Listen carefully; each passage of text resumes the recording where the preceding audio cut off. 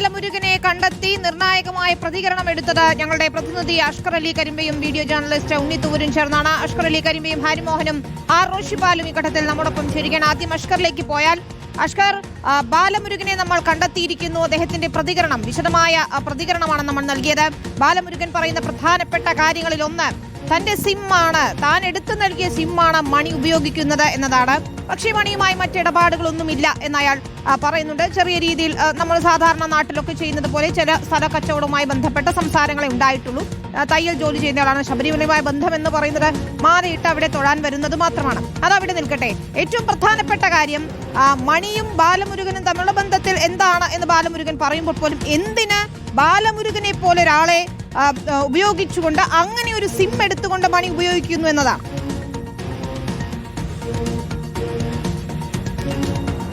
വിനീത, പൂർണ്ണമായും മണി ഇപ്പോഴും സംശയത്തിന്റെ നിഴലിലാണ് എന്ന കാര്യത്തിൽ യാതൊരു സംശയമില്ല. മണിയുടെ ഈ പ്രവൃത്തി പോലും ദുരൂഹമാണ്. കാരണം മറ്റൊരാളുടെ പേരിലുള്ള സിമ്മ്, ഒരു സാധു മനുഷ്യന്റെ സിമ്മ് ദുരുപയോഗം ചെയ്യാൻ പാകത്തിൽ അയാളുടെ പേരിൽ സിം എടുക്കുകയും ആ സിമ്മ് കഴിഞ്ഞ 6 വർഷമായി ഉപയോഗിക്കുകയും ചെയ്യുന്നു. അതുവഴി മറ്റുള്ള പ്രവർത്തനങ്ങളൊക്കെ തന്നെ ഏർപ്പെടുകയും ചെയ്യുന്നതോടെ തന്നെ മണി പൂർണ്ണമായും ഇപ്പോഴും ഈ സംശയത്തിന്റെ തലയിൽ തന്നെ നിൽക്കുന്നു. മാത്രമല്ല, ഈ മണി താനല്ല ഡി മണി എന്ന് പറയുമ്പോഴും അത് ഡി മണി തന്നെയാണെന്ന് ഇപ്പോൾ SIT സംഘം ആവർത്തിച്ച് പറയുകയും ചെയ്യുന്നുണ്ട്.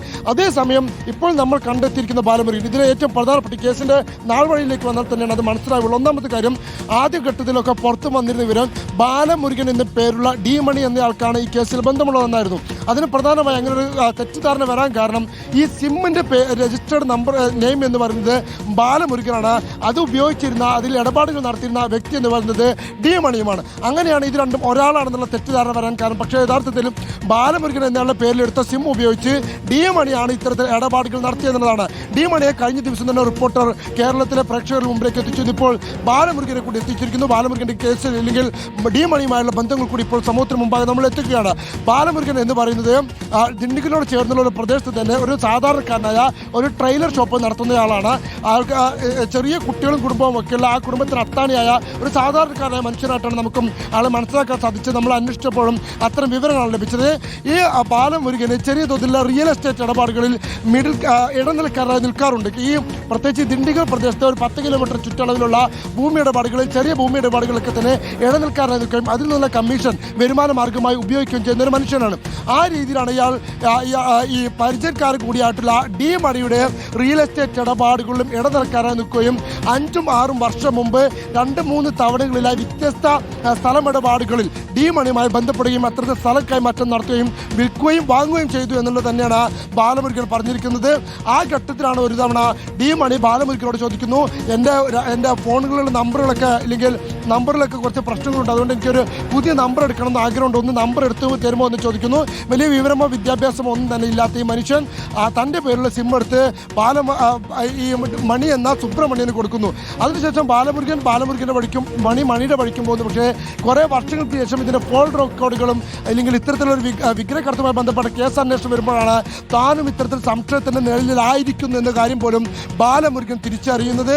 ഏതുവരെ എന്ന് ചോദിച്ചാൽ SIT സംഘം ആദ്യം തന്നെ വീട്ടിലെത്തി ബാലമുരുകനോട് ചോദിക്കുന്ന ചോദ്യം, ബാലമുരുകൻ നിങ്ങളല്ലേ എന്ന് ചോദിക്കുന്നതോടൊപ്പം തന്നെ ഡി മണി നിങ്ങളല്ലേ, ഡി മണി എന്ന ബാലമുരുകനല്ലേ താങ്കൾ എന്നാണ് ചോദിക്കുന്നത്.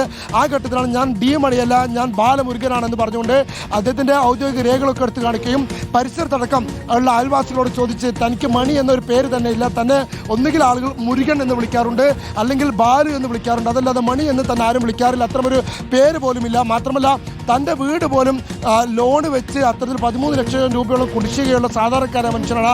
ഒരു ദിവസം തനിക്ക് പണിക്ക് പോയില്ലെങ്കിൽ തൻ്റെ കുടുംബം അത്താണില്ലാതെ ആവുന്ന അവസ്ഥയിലുള്ള മനുഷ്യനാണ്. അതുകൊണ്ട് തന്നെ എങ്ങനെയെങ്കിലും രക്ഷപ്പെടുത്തി തരണമെന്ന് കരഞ്ഞുകൊണ്ട് പറയുന്ന ബാലമുരുകനാണ് നമ്മൾ കണ്ടത്. പക്ഷേ അപ്പോഴും എന്തിനാണ് ബാലമുരുകനെ പോലെയുള്ള ഒരാളുടെ നമ്പർ കഴിഞ്ഞ 6 വർഷമായി മണി ഉപയോഗിക്കുന്നത് എന്ന ചോദ്യം ഇപ്പോഴും അവശേഷിക്കുന്നുണ്ട്.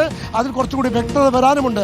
മനഃപൂർവ്വം ഡി മണി ബാലമുരുകനെ ചൂഷണം ചെയ്തതാണോ അതോ ഇതൊരു കൂട്ടുകക്ഷി കച്ചവടമാണോ എന്നുള്ളത് 30-ാം തീയതി SIT സംഘം ബാലമുരുകനോട് തിരുവനന്തപുരത്ത് എത്താൻ ആവശ്യപ്പെട്ടിട്ടുണ്ട്.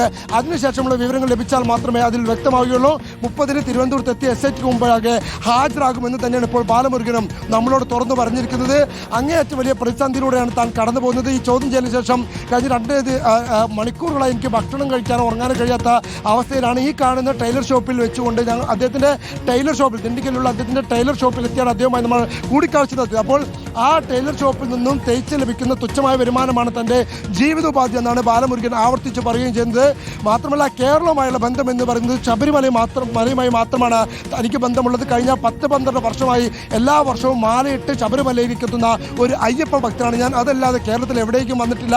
മാലയിട്ട് ശബരിമലയിലേക്ക് വരുമ്പോൾ പോലും മറ്റ് ജില്ലകളിലേക്കൊന്നും പോകാതെ നേരിട്ട് ശബരിമലയിലേക്ക് വരുന്നു.